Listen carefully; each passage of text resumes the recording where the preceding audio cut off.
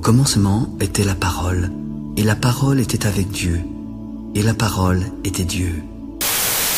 En 1905, Albert Einstein a publié une théorie qui a totalement bouleversé l'image que nous avions du monde jusqu'alors. Il a découvert que le temps peut s'écouler plus lentement et que l'espace peut se contracter. Ainsi, un observateur stationnaire voit passer plus rapidement un avion à réaction que ne le verrait un passager volant dans un second avion à proximité du premier. La vitesse ne dépend pas seulement de l'objet en mouvement, mais aussi du mouvement de l'observateur lui-même. Avec les télescopes aujourd'hui, on peut voir le monde tel qu'il était il y a 10 milliards d'années. On arrive tellement loin qu'on regarde des planètes qui sont éloignées à 10 milliards d'années-lumière. C'est-à-dire que la lumière, elle a voyagé pendant 10 milliards d'années. Donc je vois le monde tel qu'il était à l'époque. La vision qu'avait Newton du temps semble logique. Mais Einstein s'est rendu compte qu'elle était fausse.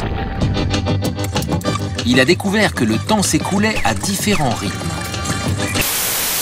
Einstein dit que le temps n'est pas une simple donnée universelle. Il n'y a pas le temps dans le sens d'un tic-tac universel. Il y a des temps. Dès lors, on ne peut plus dire que le temps est une chose qui est linéaire, qui ne change pas. Le temps est tributaire de la matière. Quand la matière change, le temps y change.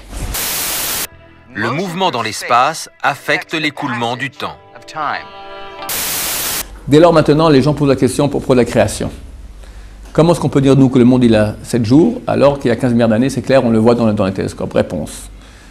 Chaque physicien bébé comprend que la question n'est pas une question. Pourquoi?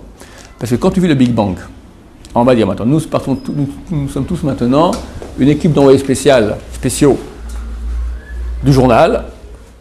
Allez, quel journal? Nature, on a envoyé là-bas pour faire un super scoop, la création du monde, comme si vous étiez. On nous met une estrade là-bas sur l'épaule du bon Dieu, et messieurs, dames, on va commencer. Création du monde, Big Bang. La petite boule, tac, elle éclate. 300 000, première seconde déjà, 300 000 km, tout ça, les neutrinos, enfin toute la création du monde, on la voit en live. D'accord, on prend des notes extraordinaires, tout ça, on prend des photos, et après 24 heures, on arrête nos chronos. La première journée de la création. On va à la rédaction de Nature, on dit mais c'est très passionnant, mais je comprends rien au niveau de la datation, ça ne marche pas. Ce que vous dites que ça a duré 24 heures, nous on le voit dans nos télescopes, ça a duré 4 milliards d'années. Qui a raison? Les deux. Celui qui vit sur place, le Big Bang, ben il vit d'après les conditions physiques du moment.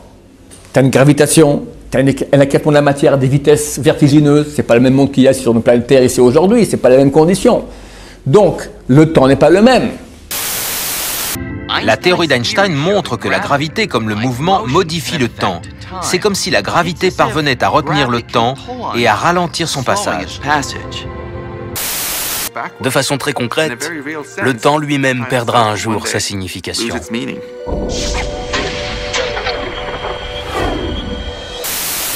Celui qui vit au moment même, pour lui, c'est 24 heures. Celui qui voit depuis aujourd'hui ce qui s'est passé, pour lui, ça peut être 4 milliards d'années. Donc les deux sont vrais. Lorsque la Torah dit que le monde a été créé en 7 jours, c'est en 7 jours de 24 heures. Et si nous, on était là-bas, on aurait vu 7 fois 24 heures. Et Dieu, il parle le langage du moment. Ne parlons que des histoires d'après ton référentiel temps en 2014. Tu parles, moi qui est Dieu maintenant, je te raconte la création telle que j'y suis, telle qu'on l'a vécue, là, maintenant. Au moment X de la création. C'est 7 fois 24 heures. Nous qui observons aujourd'hui au télescope, on voit 15 milliards d'années. Les deux sont vrais, tout dépend du référentiel. On appelle ce phénomène la dilatation temporelle. On a placé des horloges dans des avions extrêmement rapides et des fusées qui ont parcouru une certaine distance à très grande vitesse. À la fin du vol, quand on a relevé les horloges atomiques, on s'est aperçu qu'elles étaient un peu en retard sur celles qui étaient restées tranquillement à terre.